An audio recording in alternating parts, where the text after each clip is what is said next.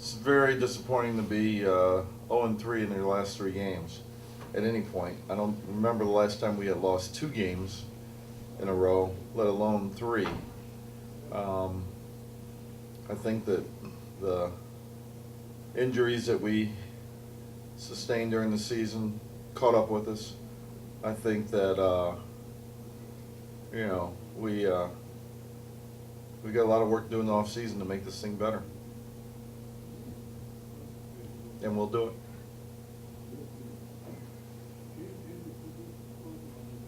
Questions?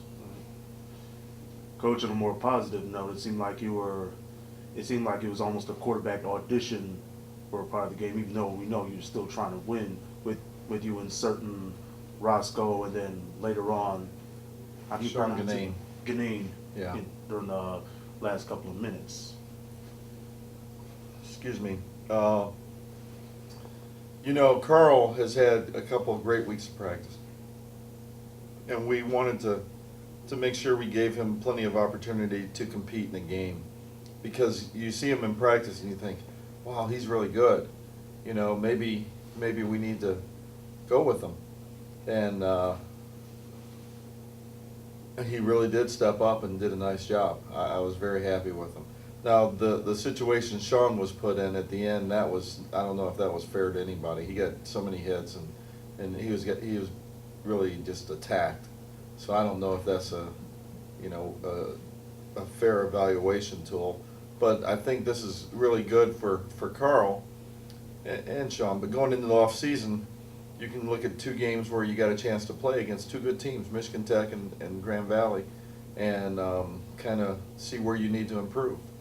And we have a lot of faith in both young men, so we're not overly concerned that they won't be ready. I mean, they'll be ready, given the opportunity, and now they know I've got to really compete. It's different when you got a guy like Mickey who's been around for every year, and you come in and you say, well, Mickey's taking them to the championship, it's going to be hard for me to get reps. Well, they don't have that anymore. Go get some competition and take the job. Steve Conway came up big for you today. I mean, he's been coming up. I think you called him a quiet assassin one time, but he's really come up big there. I think he led the team in receiving, also made quite a few huge plays on special teams as well. Yeah, Steve Conway is a warrior. You talk about warrior. There's some special guys as you go through the season, and I don't know how many people remember Bruno Scarelli, but he was the backup tailback when Joyke Bell was the tailback. And Bruno was a warrior. He was on every special team. He competed. He was just, he played fullback. He played wherever you need him. Steve Conway's that guy. He plays special teams. He plays blocking receiver. He plays receiving receiver. He's had opportunities to make touchdowns. He's had opportunities to make big blocks. And all he asks is just, let me go and hit somebody. You got to love that. And what are your thoughts on the season overall? No, it's a huge disappointment. I thought we had the talent to compete at a higher level, and from the very start of the season, we never did. We never stepped up to the challenge and put ourselves over the top. I don't know if it was we were waiting for Josh Rennell to come back and make us great or whatever.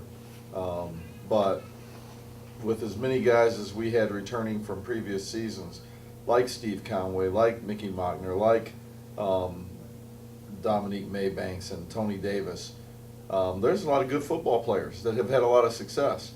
And offensively, we never got it on track. We never got it to the point where we were playing good football. I mean, in games where we scored a lot of points, we never scored 40 points all season. I mean, that's ridiculous. I don't remember when we didn't score 40 points, at least once. So offensively, we never got on track. Defensively, we started off the season really good, really strong, really physical. And we had some things go. We lost Majin Jadu. He's a physical presence on defense. We lost Cornette for a couple of weeks, really hurt us the last 2 weeks before this week. We lost Brandon McKay early, in the season. Austin Nelson, our special teams player of the year from last year, tore his knee up in the first game. So we lost 6 defensive backs. Will Gardner, gets hurt last week. We lost 6 defensive backs over the season. No one in the country can take that kind of loss and keep competing. Our guys competed like they the best they could, but it just wasn't enough. And even I want to say 2-3 weeks ago, arguably our best football player on defense, Ed Viverette, practically breaks his thumb. And you don't see those things because you see him out there playing. Well, he's not playing the way he was early in the year because he doesn't have the strength in his hands that he did. And you can't play linebacker without strength in your hands. So it was a difficult season. We lost Norris Friday, who led the league in sacks last year. We lost him middle of the season. I mean, you can go on and on and on, and it sounds like an excuse, but you have a defense that plays that great to a defense that plays that awful. There's got to be a reason. And part of it is just, we just don't have the bodies. Coach, despite ending your season on a 3-game losing streak, as you reflect on this last 3 games, is there anything that you're satisfied with? And please explain. Yeah. Is there anything that I'm satisfied with? Well, no. There's nothing you get out of losing. I mean, you learn from it and you improve of it, but we lost every one of those games. We were not competitive in any of those games. And when you lose 3 games, you can get some positive out of it if it's a close game. Let's say this Ashland game, you lose 7-0. Okay? It was a competitive game. We had opportunities. Those last 3 games, we had no opportunities. We were not going to win those 3 games. We got our butts kicked. So no, there's nothing I get positive out of it.